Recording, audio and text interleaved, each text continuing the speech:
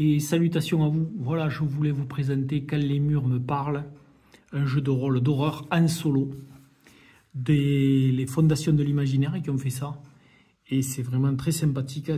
Le thème est quand même relativement sombre, forcément, mais c'est pas mal fait. C'est très narratif.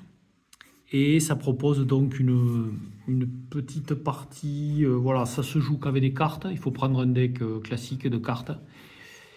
Et ça se joue entre 30 et 60 minutes, donc on va faire une petite partie. Alors, c'est une œuvre d'Andrew Boyd. Ça a été traduit, donc, comme je vous disais, par les fondations de l'imaginaire. Le jeu n'est vraiment pas compliqué. Vous voyez déjà, d'entrée de jeu, on pourrait dire qu'il y a un petit niveau d'anxiété, voilà, de détresse. Alors c'est, donc voilà, vous voyez les crédits à peu près. Et donc nous allons y jouer. Alors les règles tiennent sur 2 pages, c'est très simple, pas bien compliqué. Donc voilà, en fait on joue un genre de détective surnaturel, des affaires surnaturelles. Voilà, un genre de médium, en fait, il a un don, un talent unique qui lui permet en fait d'entendre en fait les choses, les objets, les murs justement, le plafond, les murs, les sols, et d'entendre en fait les histoires qu'ils ont à conter. Et des fois, bien sûr, il va réveiller des choses qu'il ne valait mieux pas, qu'il valait mieux justement laisser assoupies. Alors on va faire vraiment total impro, hein. On va faire comme si je jouais vraiment, que je faisais une petite partie. Alors c'est assez simple, il faut prendre donc un paquet classique de 54 cartes. On retire les jokers, voilà, 2 jokers pour la partie standard, 2 jokers pour une partie standard, un joker pour une partie facile. On constitue, donc on enlève en fait les cartes piques du jeu. Et on les mélange en fait au paquet du néant, au joker. Et cela constitue en fait le deck, le paquet du néant. Voilà. Voilà. Ensuite, bon, ça je l'ai mélangé. Ça c'est le jeu des secrets, ici. Voilà. Et donc on va piocher. Alors si je reprends les règles, on pioche 3 cartes du paquet du néant et 6 cartes du paquet des secrets. On mélange et on obtient le paquet des murmures. Alors 1, 2, 3, 4, 5, 6. Voilà, après on n'en a plus besoin. Et 1, 2, 3. Voilà. Et là, en fait, nous avons constitué tout simplement notre deck, notre paquet de jeux. Voilà, pour une aventure. Voilà, on est prêt à commencer. Alors, j'ai sorti un rapport d'enquête. Rapport d'enquête, l'enquête sur, bon, ça on va voir, appartenant à, on va appeler, comment on va appeler notre détective. Alors, détective,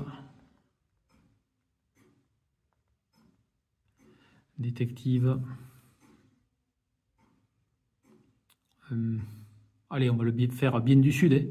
Allez, Marcel Dubois. Voilà, qui appartient au bureau des affaires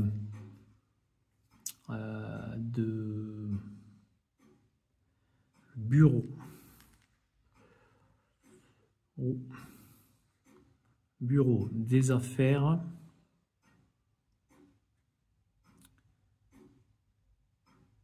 surnaturelles et extraordinaires. Voilà, allez hop, base, qui est sur Toulouse. Voilà. Alors, nous sommes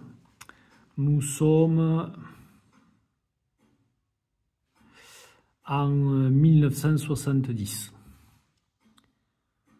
Voilà. On va le dire en automne.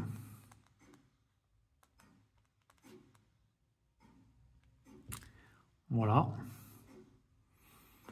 Donc du bois est parti avec sa déesse noire pour le site à enquêter. Voilà, donc il est parti avec sa déesse noire. Nous sommes dans la banlieue de Toulouse. Et le brave et le courageux détective prend la route d'Auch.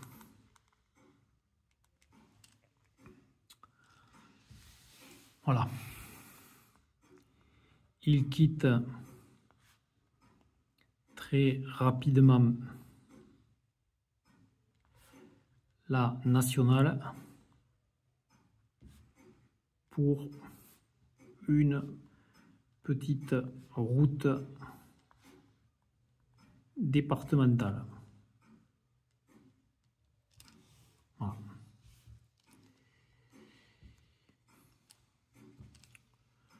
Le paysage est très vallonné.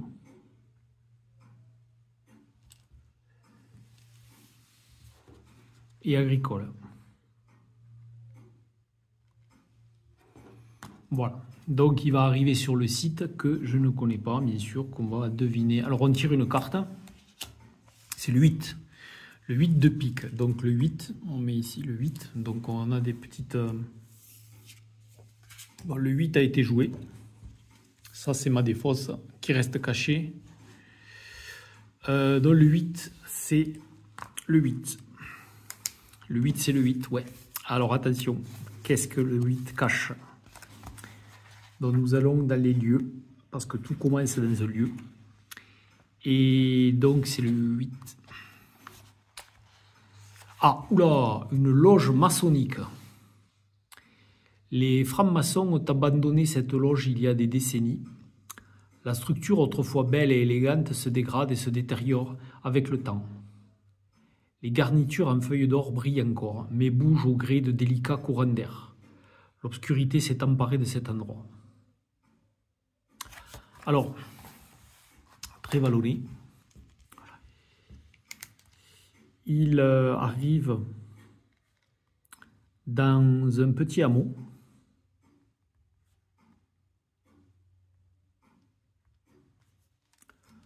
Loutejac.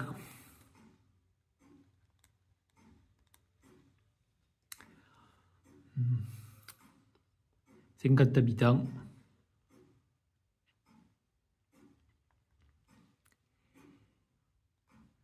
Il arrête son véhicule devant l'une des rares maisons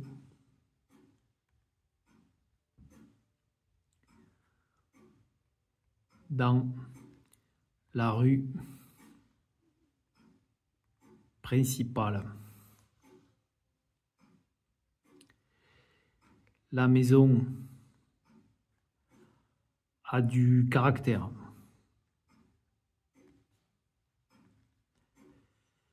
Belle demeure avec une façade du 19e siècle avec des tonalités Sacré Second Empire. Et voilà, nous savons déjà un peu. Donc c'est dans cette maison. Alors c'est une maison, maison de maître. Maison de maître. Qui en fait, dont on sait qu'elle fut la propriété d'un maître d'une loge maçonnique. Voilà. Donc, Monsieur Dubois, Marcel dispose des clés.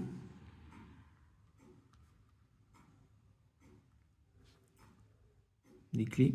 Et donc, il rentre dans la demeure.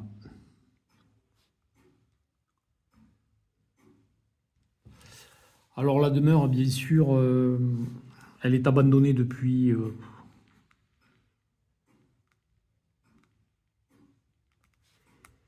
depuis 30 ans.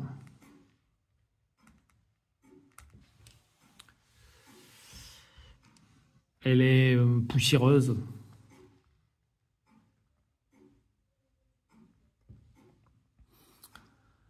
Froide.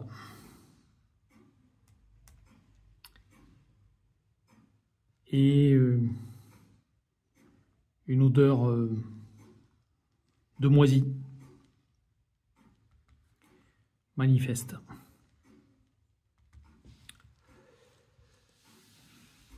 Donc il ouvre la porte de droite, il sait qu'en fait la loge se trouve sur la droite, au fond du grand couloir d'accès.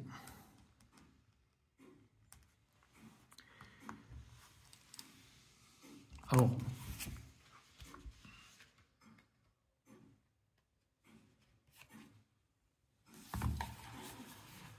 on va l'appeler donc on va l'appeler comment? La loge du franc-maçon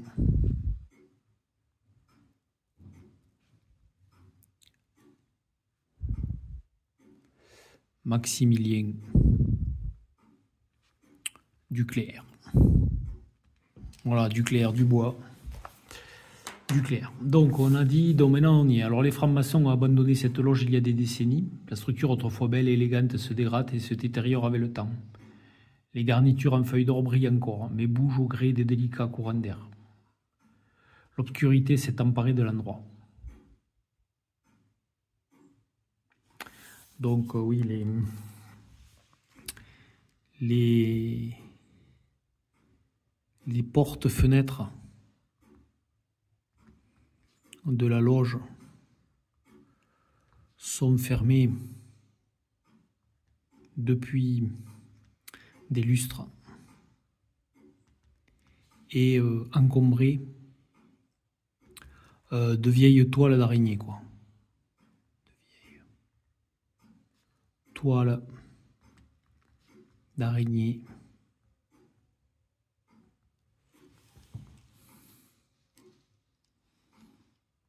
Voilà.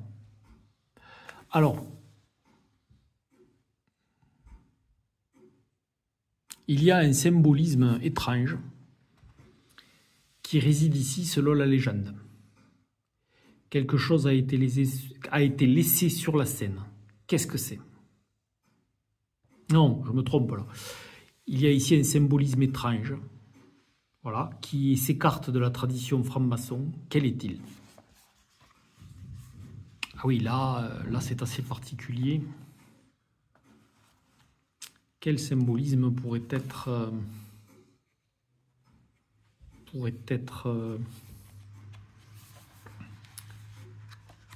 quel symbolisme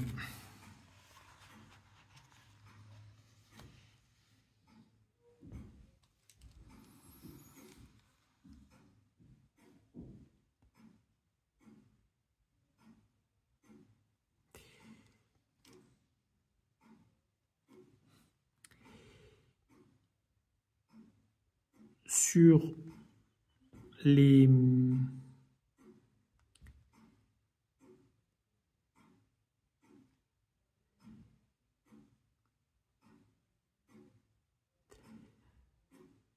lattes du parquet.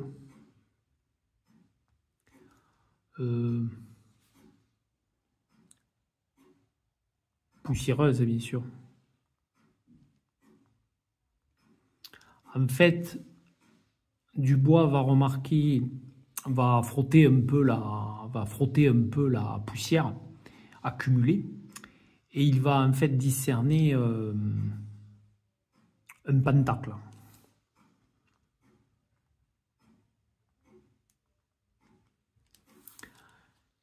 Mais ce pentacle, en fait, dispose de symboles qui ne sont pas du tout ceux d'une loge maçonnique commune. Il y a d'étranges écritures.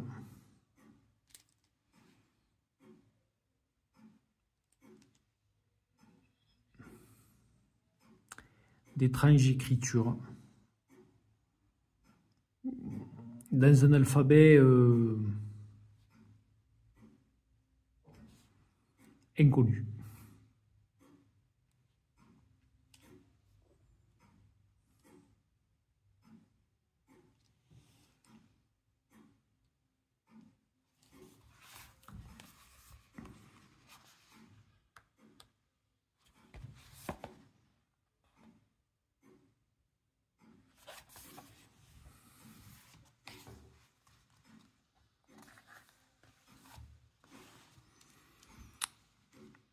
Il y a une curieuse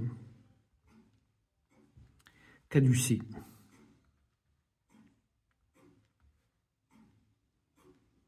Avec à la place des serpents,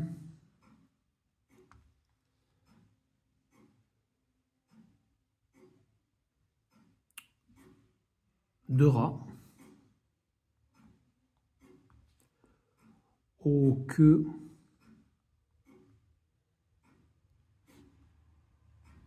entremêlées. Donc c'est assez curieux, quoi. Il est un peu... il savait, de toute manière, l'université, le professeur sur les affaires surnaturelles et de phénomènes étranges, lui avait dit que cela méritait bien sûr de se déplacer et que justement le neveu, donc l'héritier le dernier héritier, un neveu en fait, au propriétaire originel de cette maison, qui avait été franc-maçon, n'a pas encore souhaité faire bien sûr des travaux, car pour lui cette maison l'a toujours un peu inquiété. Et donc pour l'instant il se refuse encore à faire des travaux et la juge par trop étrange, avec cette loge singulière qui laisserait penser que c'est une loge maçonnique, mais le neveu a eu de forts doutes. Et il est vrai que maintenant, Marcel Dubois constate que cette loge est très curieuse, par le pentacle qui demeure au sol, qui a été finement incrusté dans le bois du parquet, et qui, malgré des décennies de crasse et de poussière, n'a pas disparu. Le pentacle est quand même très étrange, avec cette étonnante caducée qui fait penser quand même au culte d'Apollon, au culte ancien d'Apollon, mais là où les serpents devraient se trouver, il y a deux gros rats dessinés, dont leur queue s'entortille le long du bâton de connaissance et de savoir. Donc c'est assez étrange. Sa torche éclaire en fait ce pentacle,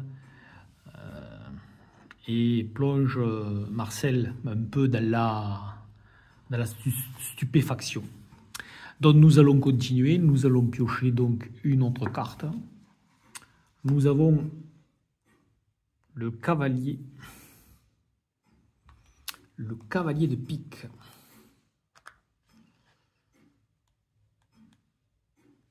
Le pique, aïe aïe. Alors nous allons en pique, et le pique c'est les interstices. Alors les interstices, ils vous appellent. Ils ont collecté et conservé tout ce qui était perdu et oublié. Les cauchemars et les horreurs se glissent dans ces espaces, comme des jouets oubliés sous le canapé, attendant d'être retrouvés. Et nous avons donc tiré le valet. Voilà, le valet. Valet de pique. Alors, les murs s'ouvrent, oulala, comme découpés lors d'une vivisection. Depuis le fond de cette plaie béante, une vrille s'élance et vous saisit à la gorge, vous attirant à l'intérieur. L'ouverture se referme.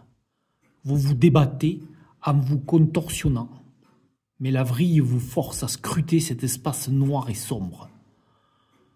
Vous vous détendez et vous laissez faire. Décrivez ce que vous ressentez dans ce vide. Qu'est-ce que la vrille essaie de vous montrer? Comment avez-vous réussi à vous en sortir? Ouh là là, ouh là là, ouh là là.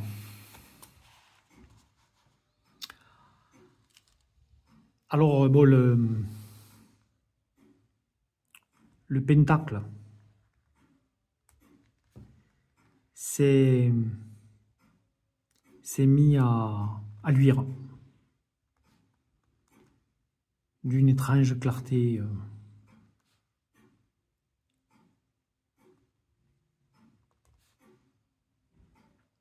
Violacée. Et il s'est ouvert. Le plancher s'est ouvert, dévoilant un gouffre d'obscurité.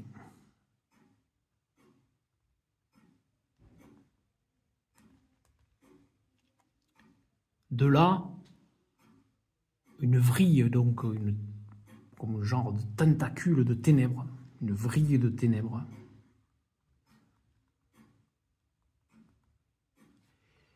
est sortie et a happé le pauvre Dubois.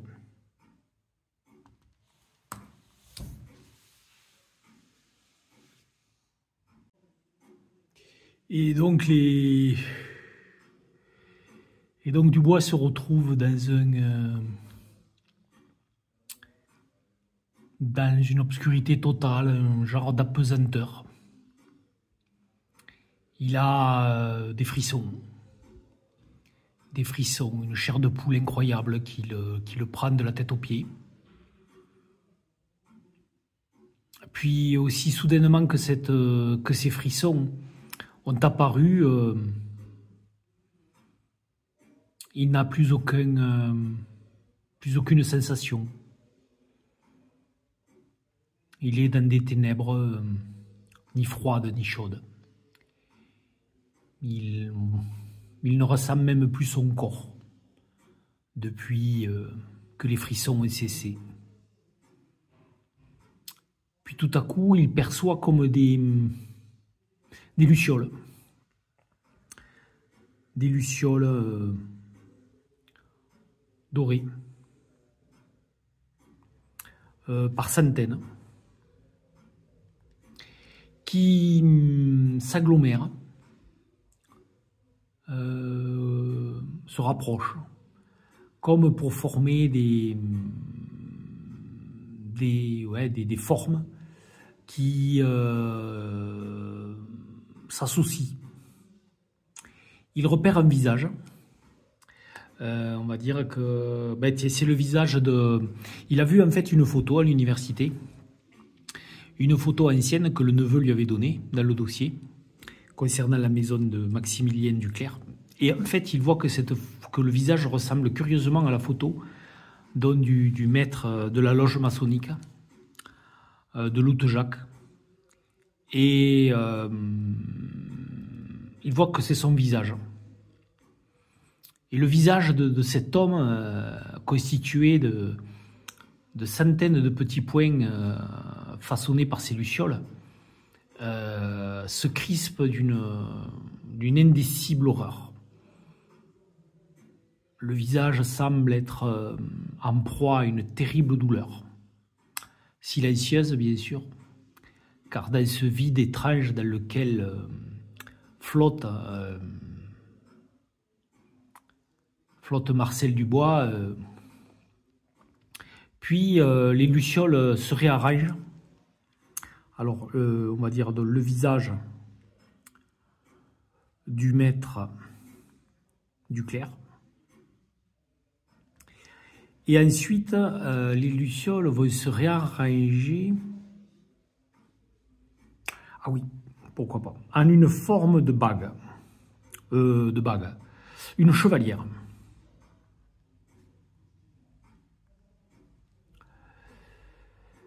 Qui semble porter un sceau. Très curieux.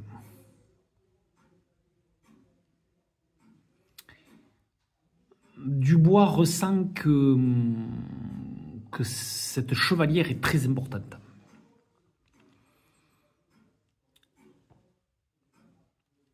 Qu'elle revêt en fait un aspect très important par rapport au mystère de la loge maçonnique. Les ciselures sont curieuses, elles forment des cercles et des droites concentriques, des cercles et des symboles étranges. Et tout à coup, il est convaincu que les rares symboles qu'il y a sont d'origine hébraïque. Ce qui pourrait déjà davantage coller avec peut-être la loge maçonnique. Mais c'est quand même très très curieux. Et de nouveau, il se met à frissonner. Il se met à frissonner de la tête aux pieds, ça devient horrible. Les frissons se transforment en indicibles tremblements. Il en a mal à la tête et aussi subitement, il se retrouve en fait à quatre pattes, par terre, dans la poussière, au milieu du pentacle, dans cette vieille salle en pestal le moisi. Et la poussière, il est là. Il se relève, tant bien que mal, et poussette son vieil impère. Donc, il a perçu d'étranges choses. Donc, le maître de la loge semble avoir connu une terrible douleur. Et il a vu cette curieuse bague. Nous allons voir où cela nous mène. Donc, après le valet, nous allons avoir le 5 de trèfle. Donc, nous allons du côté du trèfle.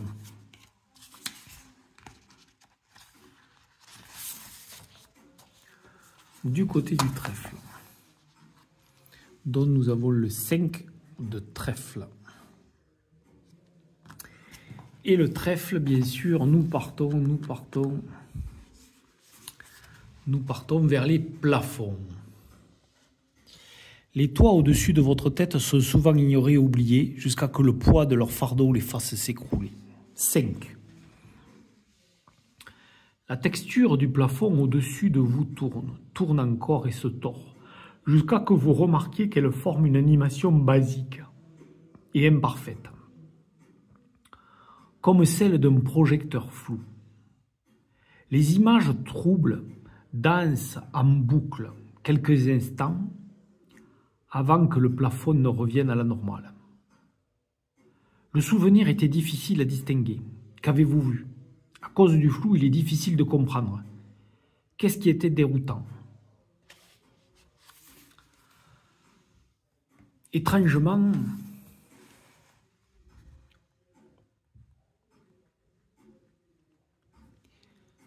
des clartés multicolores sont apparues au plafond.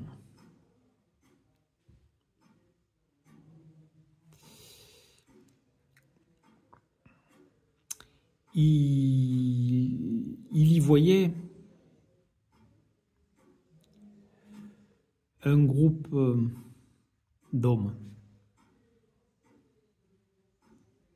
en toge, mais cela était flou.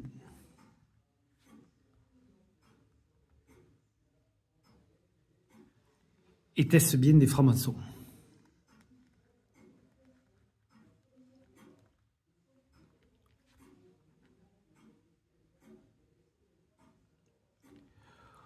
Au centre du cercle,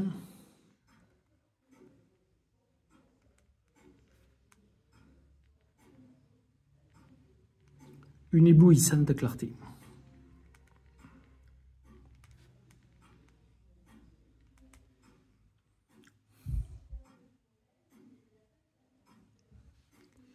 Qui semblait émaner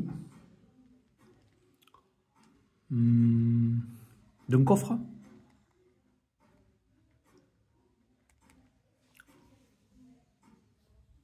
D'un coffre.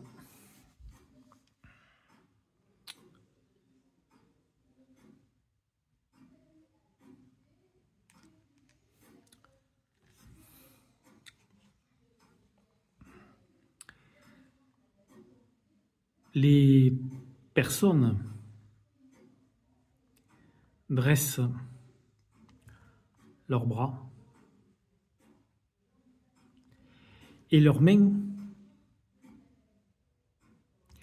semblent tenir quelque chose.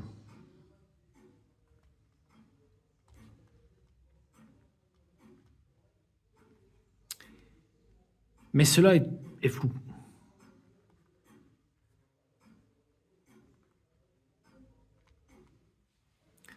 Donc voilà, ce qu'il a vu, c'est ça. Il a vu donc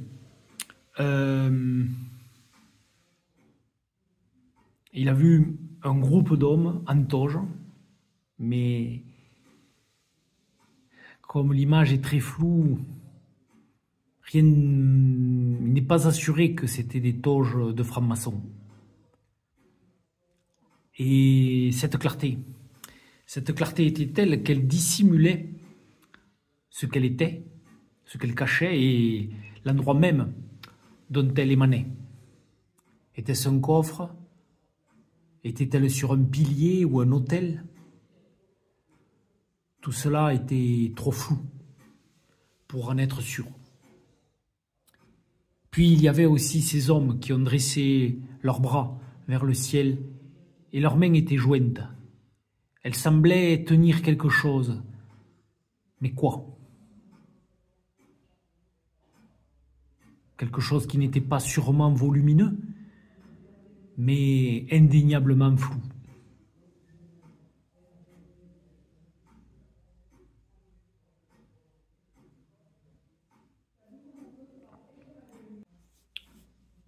Pas davantage d'idées. Donc nous allons poursuivre. Nous allons poursuivre. C'est un 6 de pique. Dans le pique, ce n'est pas très bon. Nous restons dans les interstices. Donc je vais encore me balader avec sûrement le détective du bois. Dans les interstices, il vous appelle. Ils ont collecté et conservé tout ce qui était perdu et oublié. Les cauchemars et les horreurs se glissent dans ces espaces, comme des jouets oubliés sous le canapé, attendant d'être retrouvés. Et nous allons voir le 6. Un bruit assourdissant retentit, répliquant celui des eaux se fracassant à la suite d'une longue chute. Le sol se fend et se déchire, et vous tombez dans une étendue étoilée. Vous continuez à chuter à travers la fissure, le sol s'effaçant au loin, avant d'atterrir doucement parmi les étoiles. Devant vous, sur un socle de marbre, se trouve un livre partiellement brûlé. Vous l'ouvrez, et vous voyez une image animée, issue tout droit de votre mémoire. Que pouvez-vous dire de ce souvenir qui semble confus? Lorsque vous touchez l'image, vous êtes transporté dans la pièce.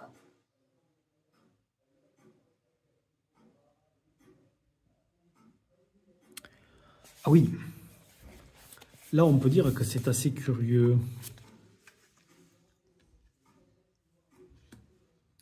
Alors on va le mettre là et on va le mettre à la suite.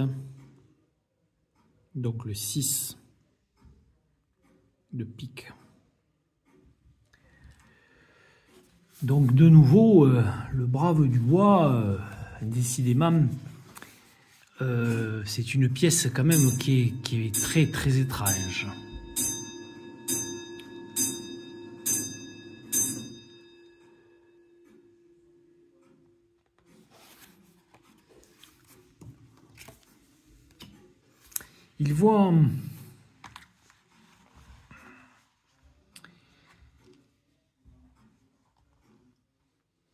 Il voit il revit un curieux souvenir.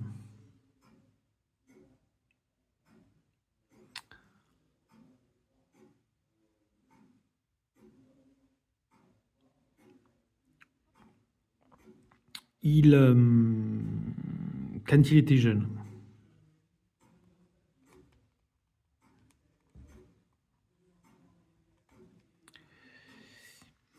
il s'amusait près d'un torrent de montagne.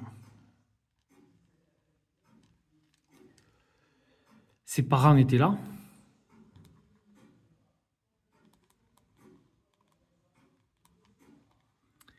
Mais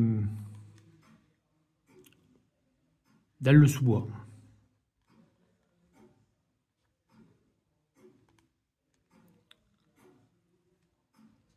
Tout à coup, le courant devient plus vif. Sûrement un lâcher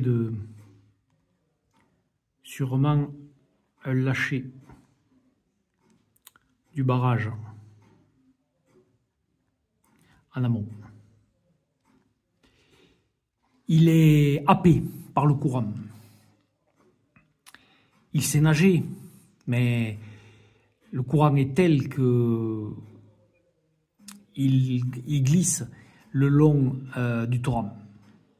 Il avale plusieurs fois la tasse. Il passe même sous un pont. Pendant quelques secondes qui semblent interminables, il se dit qu'il va mourir noyé dans ce torrent de montagne. Et puis, d'une manière inespérée, le courant ralentit.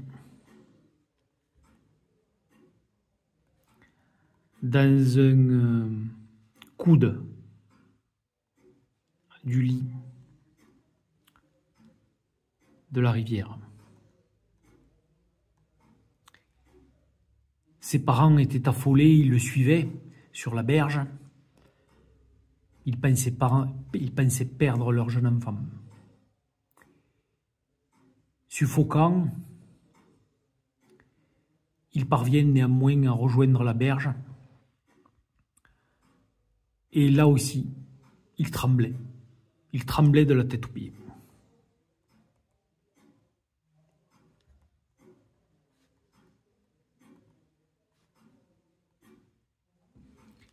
Il venait de s'en souvenir. C'était assez curieux car c'était presque le même tremblement qu'il avait vécu il y a de cela quelques instants dans cette même pièce, au cœur de ténèbres singulières. Tout cela était étrange. Ce souvenir, à la fois bien différent de la curieuse expérience qu'il avait eue dans ces ténèbres. Il ne savait plus trop quoi penser. C'était peut-être le livre de sa vie, peut-être bien. Un livre curieusement brûlé. Qu'est-ce que cela voulait dire? Qu'il allait mourir bientôt? Et pourquoi ce souvenir? Un souvenir malheureux. Ouais, c'est vrai que Dubois n'avait pas eu de chance. Beaucoup dans l'existence, mais quand même. Il était très surpris. Ces sensations curieuses dans cette maison, des sensations qui jusqu'à présent ne l'avaient jamais mis dans cet état d'âme très curieux. Cette affaire se révélait bien plus singulière qu'il n'aurait cru. Et surtout, bien plus personnelle. Un souvenir malheureux et heureux, car il avait réchappé à la mort.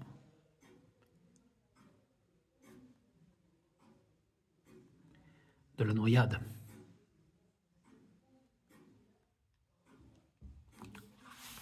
Et nous continuons notre périple avec un 9 de trèfle. Alors 9 de trèfle. Donc ça c'est aussi bien sûr encore les plafonds décidément. Le 9. Une section du plafond en ruine s'effondre, mais une fois au sol, elle se met à lui pousser des pattes. Elle saute jusqu'à une table, dévore quelque chose avant de se replier sur elle-même, révélant ainsi une lettre tachée. Qu'est-ce que la créature a mangé sur la table? Il n'est pas nécessaire que ce soit un objet comestible. La lettre est liée à ce qu'elle a mangé? Que dit-elle? Oula! Ah oui, là...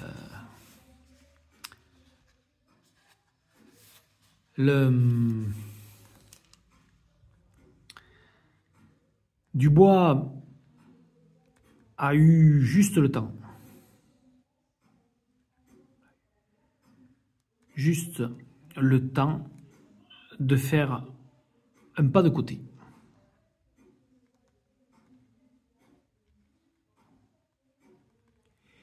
Des planches et des poutres, et une poutre, sont tombées au sol.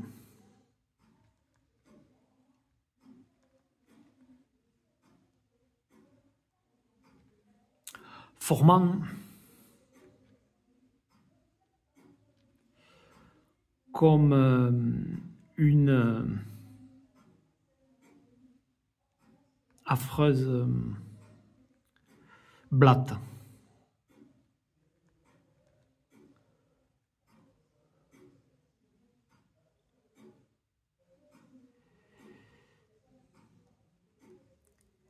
Elle s'est déplacée jusqu'à une table chargée de tout un bric-à-brac.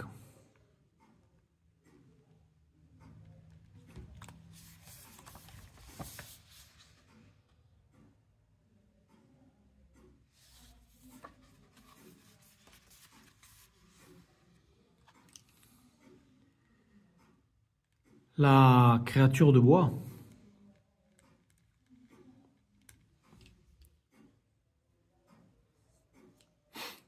s'est mis à dévorer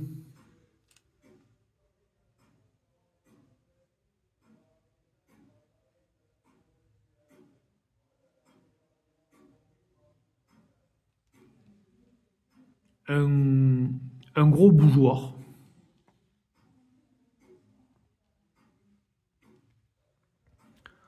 Frappé du symbole maçonnique.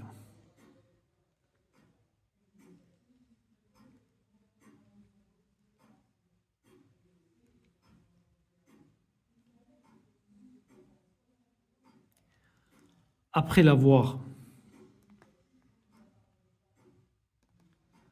dévoré, elle a généré comme des genres de copeaux de métal.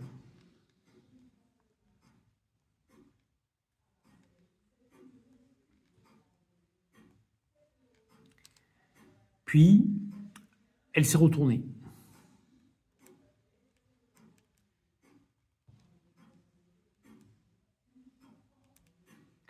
Comme morte.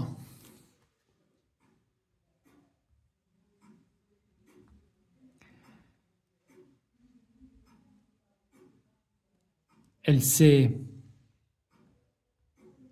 recroquevillée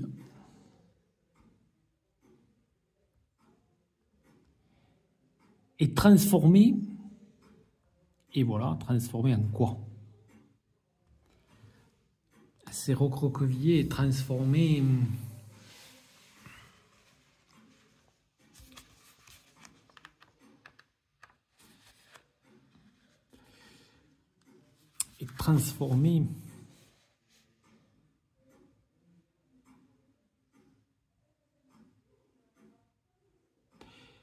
Ah oui, elle s'est transformée en lettre.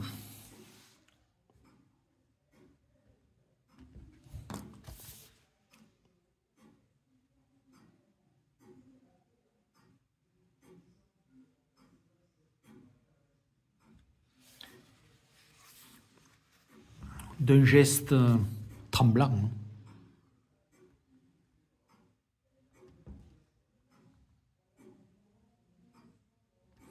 Dubois a approché la lettre de la lumière de sa torche, à la lumière de sa torche. La lettre à la lumière de sa torche. Il s'est empressé de lire.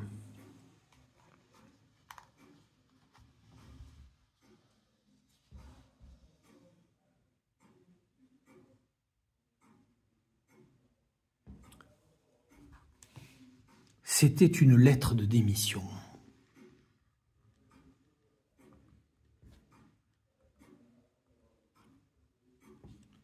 Duclerc quittait l'ordre franc-maçon.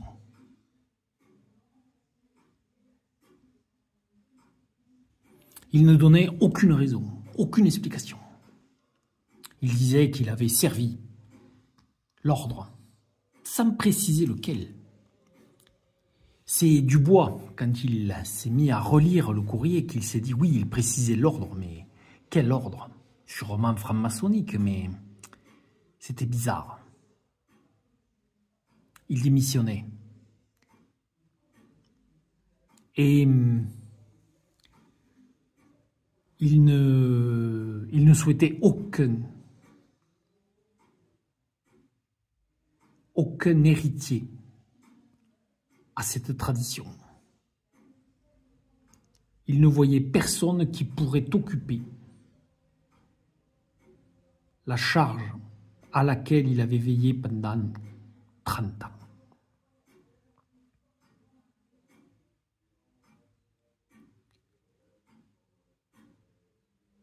Avec lui, la loge de Loutte-Jacques en était finie. Il disait clairement que cette loge ne devait plus exister. qu'elle devait disparaître. Disparaître même de l'histoire.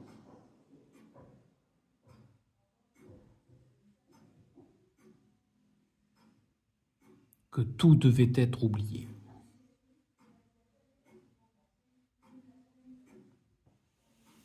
Bien curieuse lettre.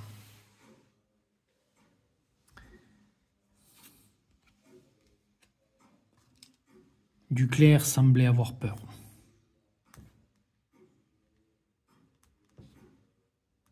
Avoir peur et être désespéré. Par quoi?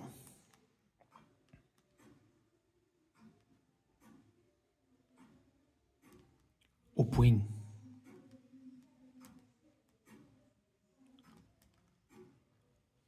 de faire disparaître cette loge étrange à jamais. Donc c'était le 9 de trèfle. Non, c'était pas le 9 de trèfle. Nous étions sur le...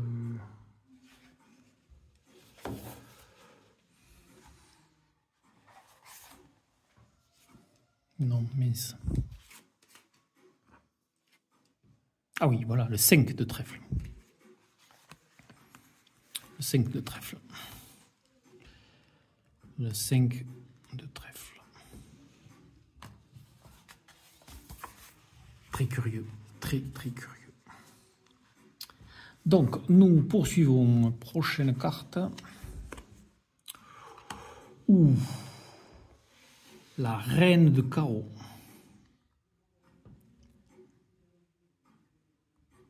Reine de carreau. Oula. Le carreau, nous n'en avons pas encore eu jusqu'à présent. Ah, et comment se fait-il que nous n'ayons pas le joker? Ah, le carreau. Oula, le sol. Piétiné et usé, les sols ne voient pas, mais ressentent les abus à chaque instant. Ils recueillent et conservent le sang et les larmes de plusieurs générations. Et nous avons eu donc la reine de carreau, la dame de carreau. Le sol pleure littéralement. Des gouttes d'eau s'accumulent, perlent et tombent vers le plafond. Vous pouvez sentir leur salinité comme des larmes.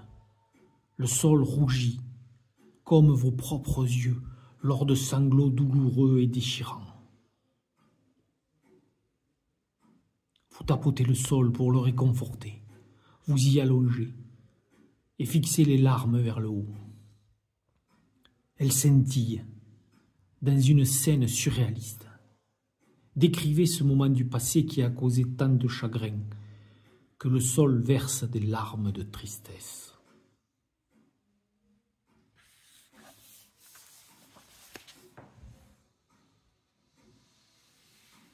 Oula, oula, oula.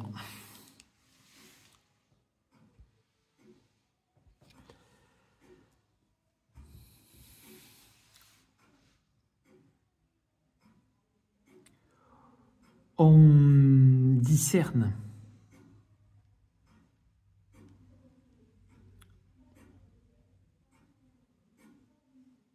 une femme allongée sur le sol. Elle semble immobile au milieu du pentacle.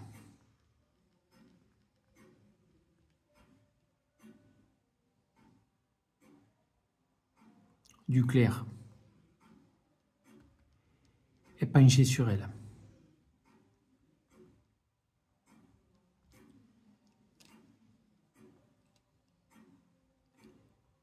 Il la sève de toutes ses forces.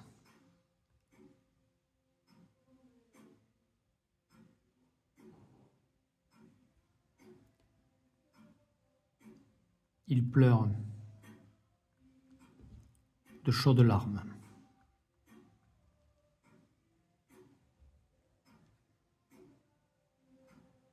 Sur le visage pâle et funèbre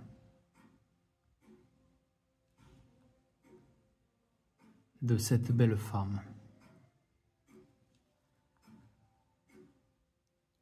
Mystérieuse.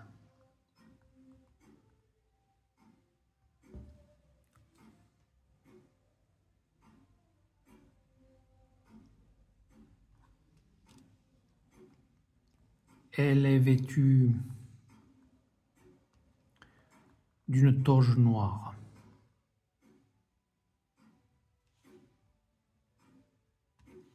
Comme la nuit.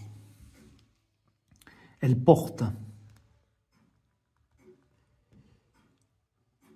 des colliers en or.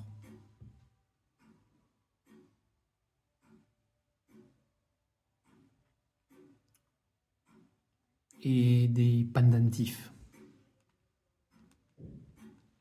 nombreux et variés. Des talismans, peut-être.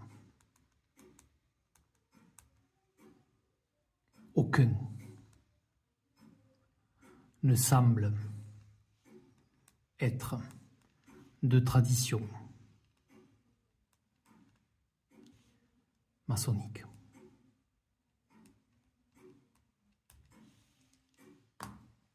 C'est très curieux.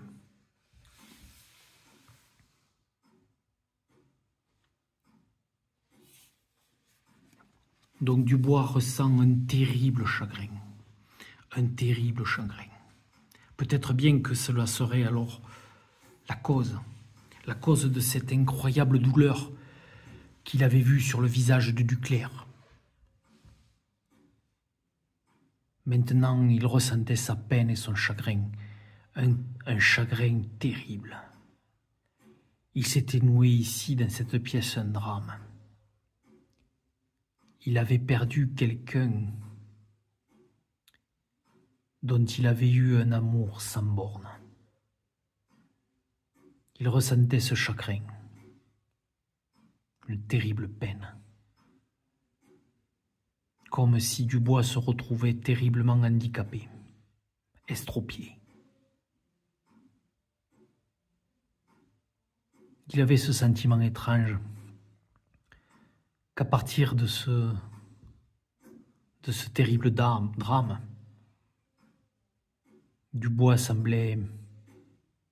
Duclerc semblait vouloir ne plus vivre. D'une certaine manière, Dubois ressentait aussi cette incommensurable tristesse.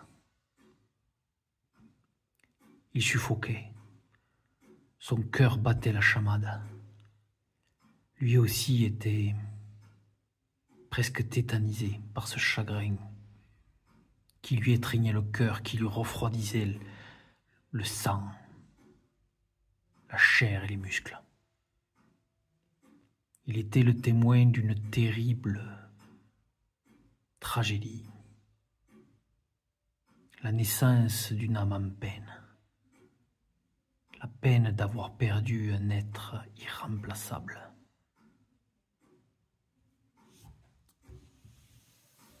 Et donc nous allons passer à la carte suivante. Décidément, nous allons vers les figures. Donc un roi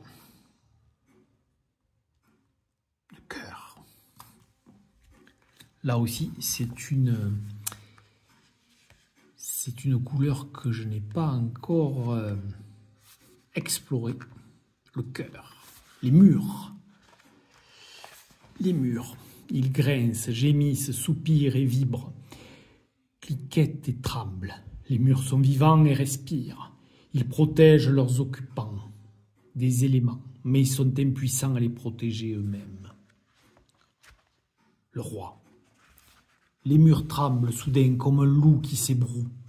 Une épaisse poussière s'élève dans l'air, créant une atmosphère dense et étouffante. La vermine, les insectes et les araignées, cachés dans les fissures, s'éparpillent dans toutes les directions. Ils sont des milliers, toutes ces créatures se regroupent sur le mur face à vous, ces soubresauts animant la masse floue et frissonnante. Quelle forme représente cette masse? Elle ondule et se déplace selon un motif précis, lequel?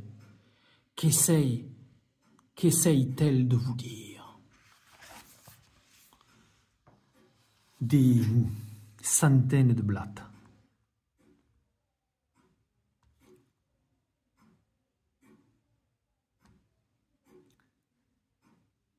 Sortent des murs.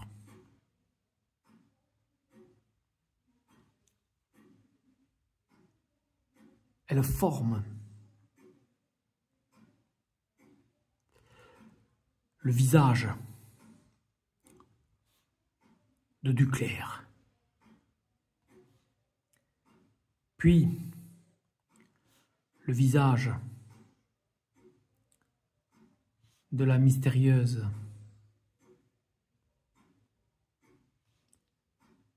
femme, amante de celui-ci.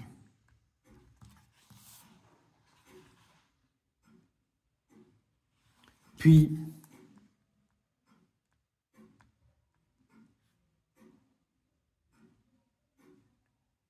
la nuée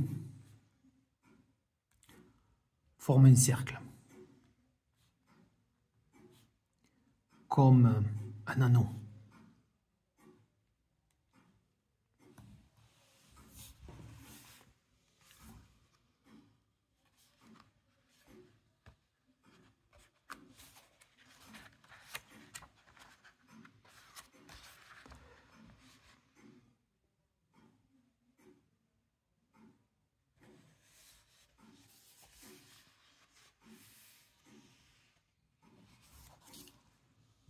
Puis, un 8. Non. C'est l'infini. C'est l'infini. Le symbole de l'infini.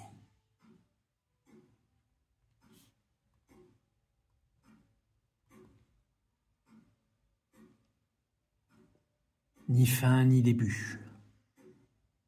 Un éternel moment. Qu'est-ce que cela veut dire? Du bois dégluti. Qu'est-elle? Qu'est-ce que cela veut dire? L'anneau, oui, l'anneau. L'infini. Le cercle. Le visage du Duclair. Sa mystérieuse amante, tout cela est lié.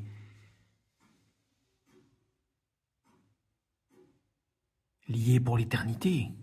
Oui, lié pour l'éternité, peut-être, voilà. Voilà ce que cela veut dire. Que Duclair et son amante sont liés pour l'éternité. Le cercle, l'anneau, la bague. Cette étrange bague. Tout cela est lié. Les bijoux qu'elle portait. Peut-être que cette femme portait une bague. Une bague de pouvoir, quelque chose, une chevalière.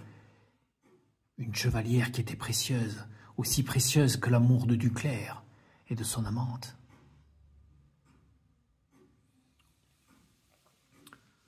Dubois avait de nombreuses idées qui s'entrechoquaient dans sa tête. C'était net, on voulait lui montrer quelque chose. Lui montrer que tout était lié et que tout se répétait. Duclair, l'amante, le cercle, l'anneau. cette bague.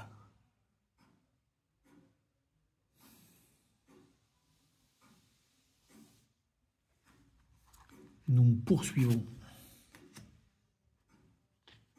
Ah, nous arrivons bientôt à la fin. Ouh, encore une reine. Reine de trèfle.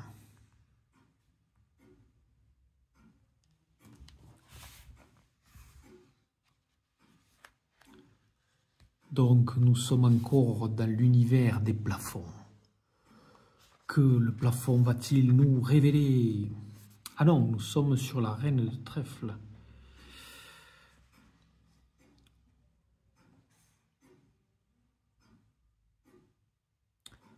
La dame de trèfle.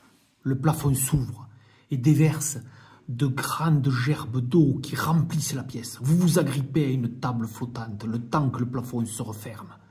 Une créature passe à côté de vous en nageant et dépose quelque chose sur votre radeau de fortune. Puis l'eau se retire et tout revient à la normale. Quelle était cette créature? Quel objet vous a-t-elle donné? Les deux sont liés d'une manière ou d'une autre. Êtes-vous capable de faire le lien? Ou cela vous échappe-t-il pour l'instant?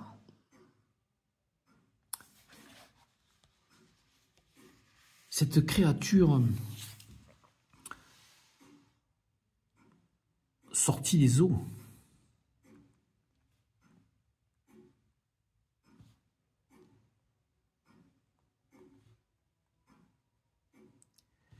semblait être constituée d'eau sale, croupie. Son visage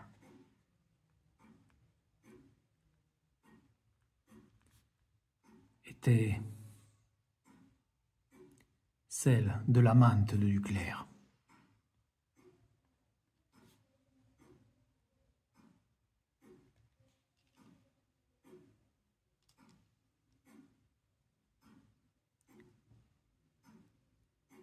Elle remit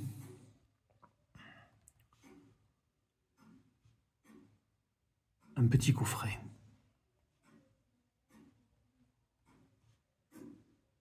À du bois.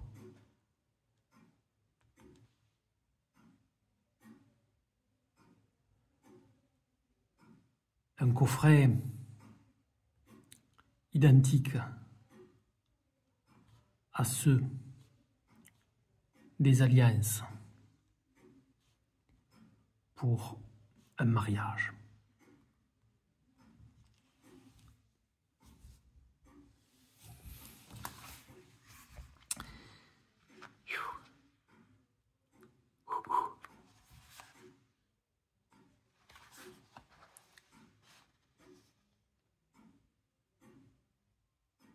Bien entendu, la créature semblait être liée à cette bague. Dubois l'avait bien ressenti, l'avait déjà ressenti. Ce petit coffret renfermait peut-être la bague.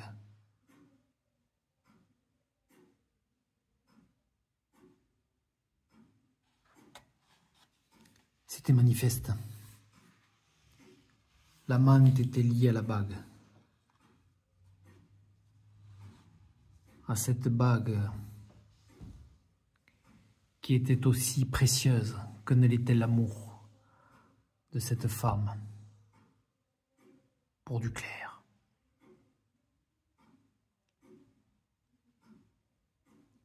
Alors que la mystérieuse eau refluait vers le plafond, comme si elle n'avait jamais existé. Il ne demeurait que cette terrible humidité dans la pièce. La torche avait bien du mal à percer à travers les poussières humidifiées dans l'air. L'atmosphère devenait incroyablement moite et détestable. L'air était collant,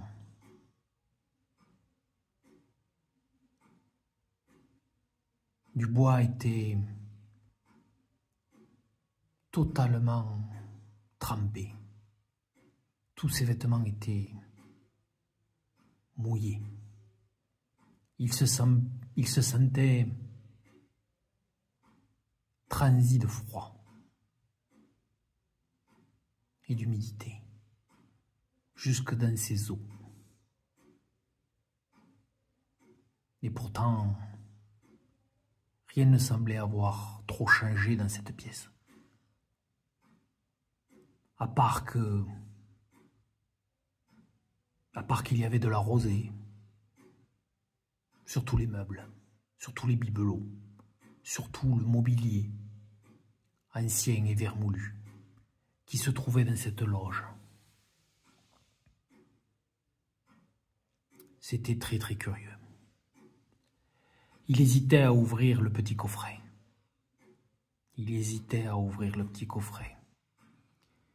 Qu'allait-il découvrir dans le coffret? Et donc là, nous arrivons donc à la fin. À la fin de cette histoire, nous allons donc maintenant révéler la dernière carte, qui est bien sûr particulière, car c'est la fin. Donc je vais tirer la carte finale qui va nous assurer la fin de cette histoire.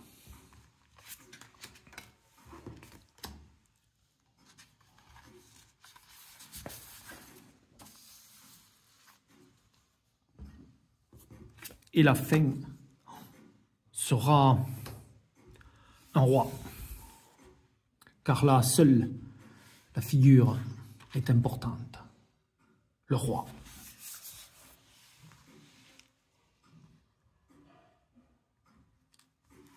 Et nous sommes à la fin du mystère de la loge maçonnique de Maximilien Duclerc à Loutejac, dans ce Gers profond. Le mur tremble et se déchire, alors qu'une créature défigurée pénètre dans la pièce, la haine se lisant sur son visage. « Je les détruirai tous.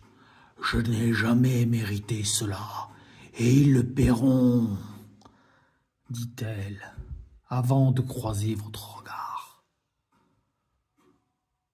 Vous étiez là, n'est-ce pas? Relisez vos notes et tirez vos conclusions. Expliquez-les à la créature et répondez à sa question.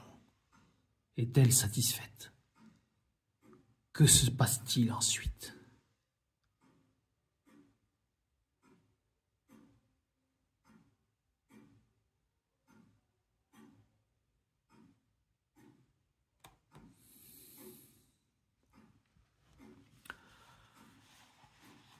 Pour Dubois,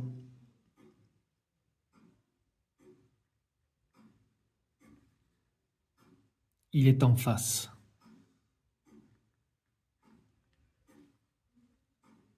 de Duclerc, de l'âme en peine,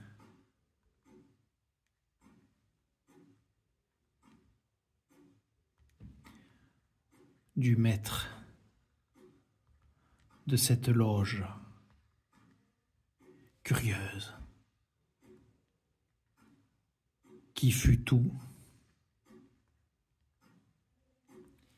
sauf franc-maçon.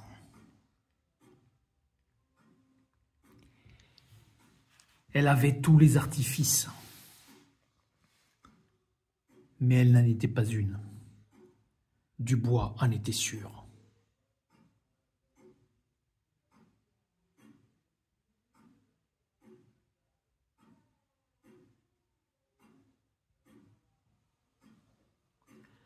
La bague, la chevalière.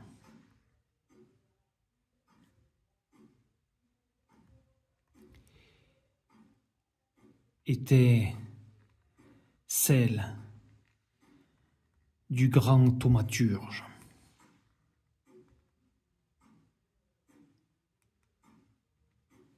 Le roi Salomon.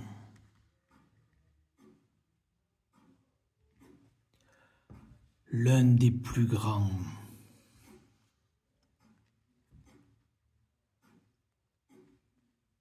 mages de tous les temps.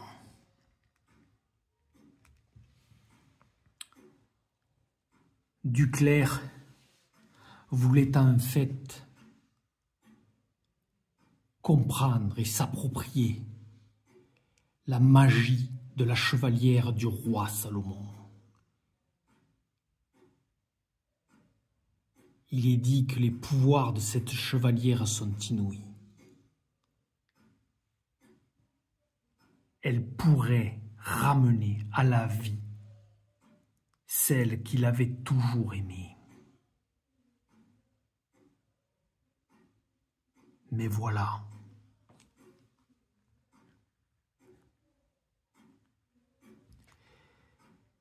ses plus loyaux disciples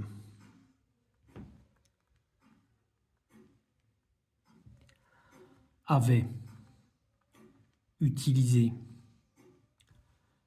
la bague, la chevalière du roi Salomon à son insu.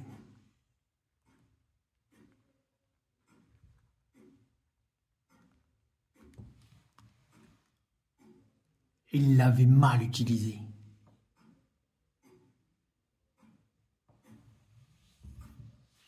Et en fait, ils avaient définitivement compromis le retour de son amante adorée. Il vouait donc une haine infinie à ses plus fidèles partisans, à ses plus loyaux serviteurs. Peut-être qu'ils avaient voulu l'aider, car ils étaient loyaux. Mais voilà, la bague du roi Salomon permettait beaucoup de choses, mais il fallait savoir bien l'utiliser.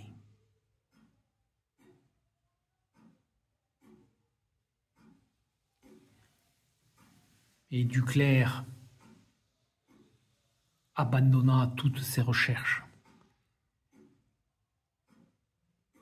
Il était une âme perdue, sans son aimé. Il savait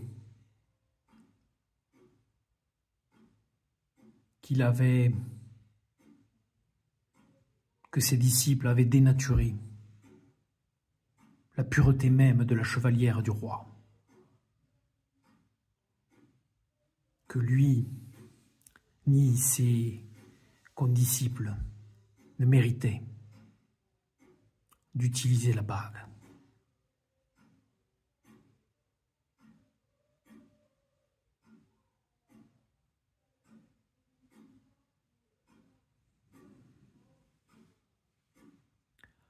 Tous ses disciples étaient bien morts. La loge n'existait plus. Tout était retombé dans l'oubli et le silence. Ils étaient tous morts, de maladie, de vieillesse, de désespoir. Duclerc tenait sa vengeance. Le temps s'en était occupé. Dupois réconforta l'âme en peine. Il n'y avait maintenant plus que le silence. Et la faute était ancienne.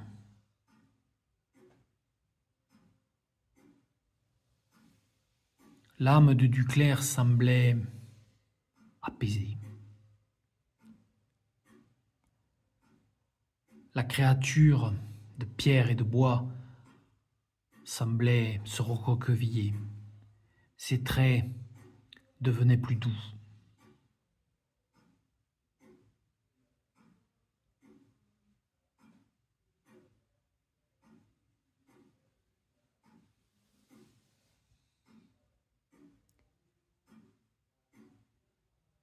J'étais là, oui.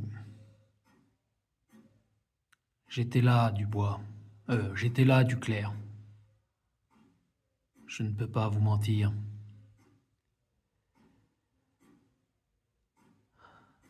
Je suis en fait le dernier de vos disciples.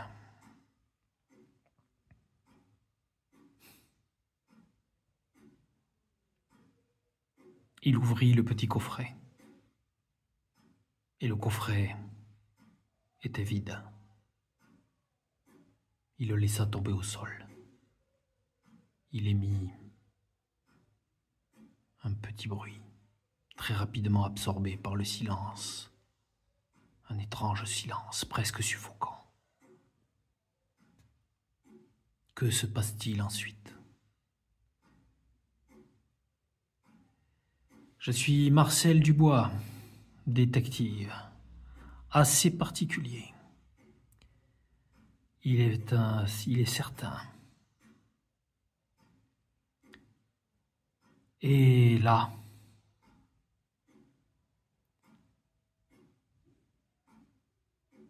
il dévoila sa main gauche dans le faisceau de la lampe.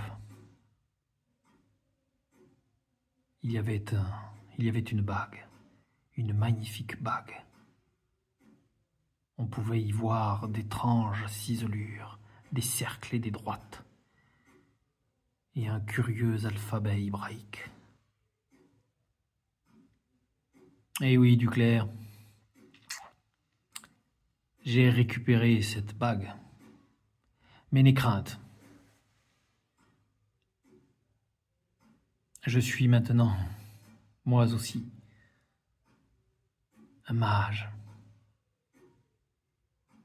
Je ne l'utilise pas pour faire le mal, ni pour faire revenir quiconque du royaume des morts. Maintenant, je me souviens de toi. Maintenant, oui. Maintenant, je me souviens de cette maison.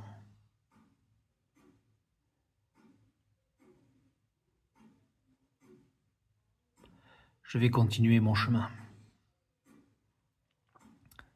Mais sache que nous étions pour rien. Nous n'avons pas gaspillé les pouvoirs de la bague du roi Salomon. Non. Non. Au contraire, nous avons évité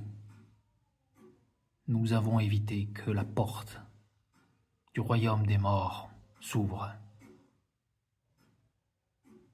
pour une idée égoïste de notre maître adoré, Maximilien Duclerc. Nous avons fait ce que nous devions faire. T'arrêter. Au revoir, Duclerc. Que cette maison revienne dans l'oubli, l'oubli qu'elle n'aurait jamais dû quitter. Et voilà, voilà la fin de cette histoire. Bon, je m'y suis un peu défoulé. Voilà, mais j'ai été plus que incroyablement surpris. Le jeu est pas mal. Il donne en fait vraiment... vraiment est un outil excellent pour l'imaginaire et pour l'imagination, voilà, hein. Voilà, il donne en fait l'armature un peu de l'histoire. C'est ça qui est vraiment super aidant, quoi. Voilà, moi en tout cas j'ai bien aimé et j'espère repartir aussi dans une enquête. Alors bien sûr, est-ce que ça sera celle de Marcel Dubois, possesseur, donc au final, j'étais loin d'imaginer cela, au final de la bague du roi Salomon, ou sera peut-être notre enquêteur du fameux bureau des affaires surnaturelles et étranges de Toulouse. Allez, ciao et à la prochaine.